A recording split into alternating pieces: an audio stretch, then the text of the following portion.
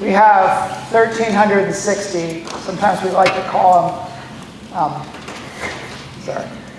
super amazing future facilitators who maximize student potential. That's why we come to work every day. And so as an organization, we're incredibly proud of the work going on in that area. So we want to create an environment where every student can grow. We want to maximize each student's potential. And we know we need to be responsible and transparent with our community's finances. So in Worthington schools, we're a locally funded school district. 79% of our funding comes from local property taxes. 16% of our funding comes from state sources. Only 5% of our funding comes from federal sources. Worthington Schools relies on our local community to fund our Worthington Public Schools. If you go back in 2006, Worthington passed a bond issue. In 2009, Worthington passed an operating levy. In 2012, Worthington passed another operating levy. In 2018, Worthington passed an operating levy and a bond issue. In 2022, Worthington passed an operating levy, a bond issue, and a permanent improvement levy.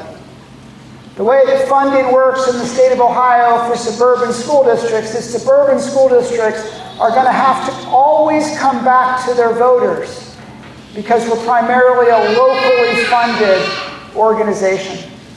And that funding has shifted in the last 15 years. So back in 2006, when Worthington Schools was on the ballot, 50% of those taxes would be paid by business, and 50% of those taxes would be paid by the residential homeowner.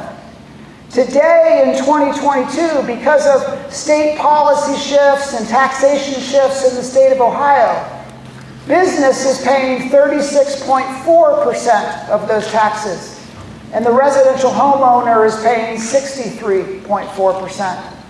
So when you say, hey, I'm feeling this, there's truth to that because of state level policy shifts that have occurred. But we're a locally funded organization. And so we need to be conservative with our finances. We have what we would say right now is a very healthy cash balance. And that's a good thing. But it won't be long before we're beginning to spend more money each year than the revenue that we bring in. And so in public education, now we've planned for that, by the way. I said we're going to spend, we've planned for that, and we have a plan to spend down that cash balance in a slow and responsible way.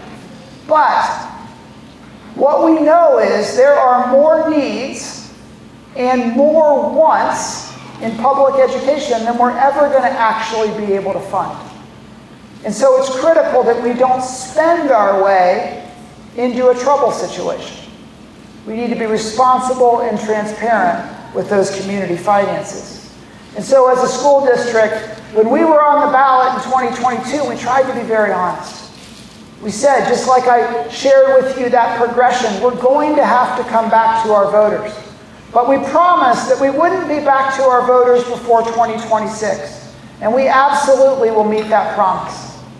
Now later this spring, we'll talk as a Board of Education and we'll look at the numbers with our treasurer, TJ Cusick, and say, is it possible to stretch that to 2027?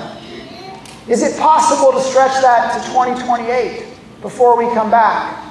But if we make those decisions, what are we willing to not fund now so that we can stretch those dollars? But we know that we'll meet our promise, that we won't be back before 2026. And we know that we need to be back, not only for operating, but because we want to create the types of environments that our students and our staff deserve across our elementary schools, as we're currently attempting to do through our middle schools and our high schools. Whoops, I went too far. All right, that's the financial part. This next part's a lot better. From Phoenix Middle School, Soph Bixler.